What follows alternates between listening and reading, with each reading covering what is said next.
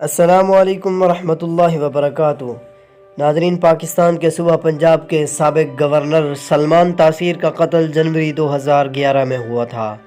انہی کے محافظ ممتاز قادری نے ان کا قتل کیا تھا، جنہیں بعد میں عدالت نے موت کی سزا سنا دی تھی۔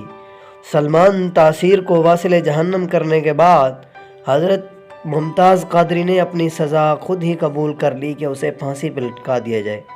4 جنوری کو اسلام آباد میں ایک ریسٹورنٹ میں سلمان تاثیر جب ایک دوست کے ساتھ کھانا کھا رہے تھے تو ممتاز قادری ان پر اپنے نشانے کے زاویے کے متعلق سوچ رہے تھے۔ اس روز اس سے پہلے بھی وہ 3 بار ان پر فیصلہ کن شاٹ کے لیے کوشش کر چکے تھے لیکن ناکام رہے تھے۔ جب سلمان تاثیر کھانا کھا کر اپنی کار کی طرف بڑھے تو قادری کو اس کے لیے صحیح موقع ملا۔ ممتاز قادری رحمہ اللہ نے اس پر 27 بار فائر کیا اور اس میں انہیں محض 3 سے 4 سیکنڈ لگے۔ اس کے بعد قادری نے اپنے ہاتھ ہوا میں اٹھائے، سلمان تاثیر کے دوسرے گارڈ سے کہا کہ ان پر گولی چلانے کے بجائے وہ انہیں گرفتار کر لیں۔ انہیں گرفتار کر لیا گیا۔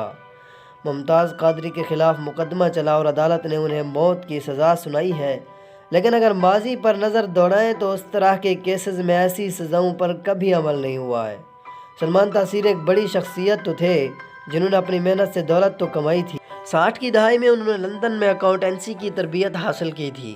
جنرل ضیاء کے زمانے میں وہ سیاست میں آئے اور جب جمہوریت کے لیے آواز اٹھائی تو انہیں قید تنہائی میں رکھا گیا۔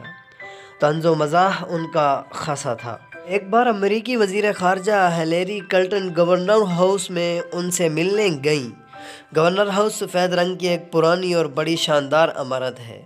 ملاقات کے وقت سلمان نے محترمہ کلنٹن سے کہا، میں آپ کو بتانا چاہوں گا کہ جب میں لندن میں تھا تو گروسوینئر اسکوائر پر امریکی سفارت خانے پر پتھر پھینکا کرتا تھا، جس کے جواب میں محترم کلنٹن نے کہا، فکر مت کرو، میں بھی وہی کرتی ہوں۔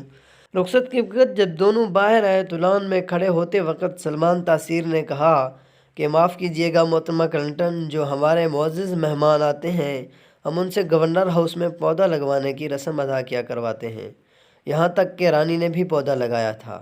ناظرین، یہی تھی آج کی ویڈیو۔